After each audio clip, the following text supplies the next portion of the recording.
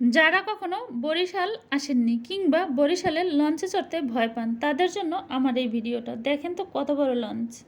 বরিশালের লঞ্চে যারা না চড়েছেন তারা কিন্তু জীবনে অনেক কিছু মিস করেছেন। টাইটানিক মুভিটা আপনারা শুধু মুভিতেই দেখেছেন, এর বাস্তবতা আপনারা কখনো উপলব্ধি করতে পারেননি। তো বরিশালের লঞ্চে যদি না চড়েন তাহলে কিন্তু খুব মিস করবেন। আর যদি বরিশালের লঞ্চে চড়েন তাহলে টাইটানিক জাহাজের মতো ওই মুভির সিনারির মতো প্রত্যেকটা দৃশ্য আপনারা লঞ্চে বসে অনুভব করতে পারবেন। তো আমি চলে আসলাম লঞ্চের ভিতরে। এখানে পাশাপাশি কয়েকটা লঞ্চ রাখা ছিল, পারাবত, সুন্দরবন। তো আমি সুন্দরবনে গিয়েছিলাম, সেখানে কেবিন খালি নেই। তো আমি এখন চলে আসলাম পারাবতে। দেখতে পাচ্ছেন এই যে নিচের খালি অংশটা, এটাকে কিন্তু ডেক বলে। আর এখানে কিন্তু লঞ্চ ছাড়ার পরে যারা যাত্রী ওঠে তারা কিন্তু বিছানা করে শুয়ে পড়ে। যাদের ভালো না লাগে তারা কিন্তু জানালার পাশে দাঁড়িয়ে সৌন্দর্যটা উপভোগ করতে পারে।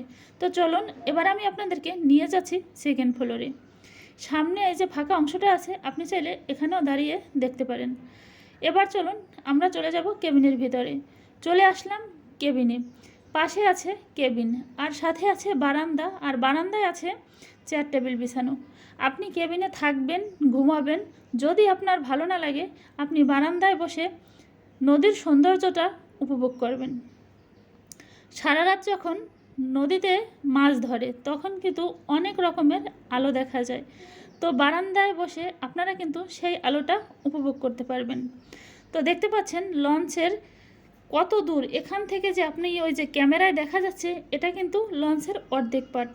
এরপরেও কিন্তু আর একটা অংশ আছে, তাহলে বোঝেন কত বড় লঞ্চ। আপনারা যারা লঞ্চ ভ্রমণ না করবেন তারা কিন্তু জীবনে অনেক কিছু মিস করবেন। অবশ্যই প্রত্যেকে বরিশাল আসবেন এবং লঞ্চে চড়ে আনন্দ করবেন। এটা হচ্ছে এই যে দেখেন, এই যে মাছ পার্টিশনটা অর্ধেক লঞ্চের, এখানে কিন্তু ভেসিং আছে, ওয়াশরুম আছে। চাইলে আপনারা যে কোনোভাবে লঞ্চে ঘুমিয়ে, শুয়ে, বসে, হেঁটে, মজা করে এবং খেলাধুলার ব্যবস্থা আছে।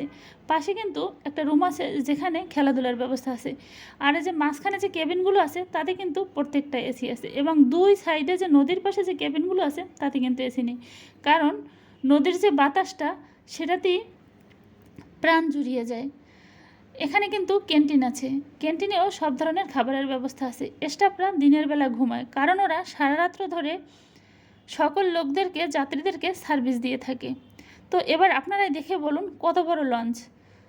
জীবনে যদি এই বরিশাল যদি কখনো লঞ্চে চড়ে না আসেন অনেক কিছু মিস করবেন, উপভোগ করতে পারবেন না। তো দেখেন কত বড়। আর পাশে কিন্তু খুবই ভিআইপি কেবিন আছে, আর আপনি যদি চান তাহলে কিন্তু আরও ভিআইপি কেবিন নিতে পারেন। ওই পাশে হচ্ছে সুন্দরবন লঞ্চ, দেখেন কত বড়। ফার্স্ট, সেকেন্ড এবং থার্ড ফ্লোর, উপরে ছাদ আছে, আপনি চাইলে ছাদে গিয়েও আড্ডা দিতে পারেন, খুবই ভালো লাগে। আর যারা নতুন বিয়ে করে কিংবা নতুন আসে তাদের জন্য কিন্তু রিসেপশনের সুব্যবস্থা আছে। এই যে দেখেন, এখানে আপনি ছবি করতে পারবেন, ভিডিও করতে পারবেন, সুন্দর মুহূর্তটাকে আপনি ক্যামেরাবন্দি করে রাখতে পারবেন। তো আমার এই ভিডিওটা আপনাদের কেমন লেগেছে অবশ্যই কিন্তু আমাকে কমেন্টে জানাবেন। আর আপনারা যারা বরিশাল এখনও আসেননি, আমার এই ভিডিওটা দেখলে আশা করি বরিশাল আসার আগ্রহটা আপনাদের মনে জেগে উঠবে। তো আপনারা বেশি বেশি করে ভিডিওটায় লাইক করবেন, কমেন্ট করবেন, শেয়ার করবেন এবং অন্যকে দেখার সুযোগ করে দিবেন। ভালো থাকবেন সবাই। আল্লাহ হাফেজ। আসসালামু আলাইকুম।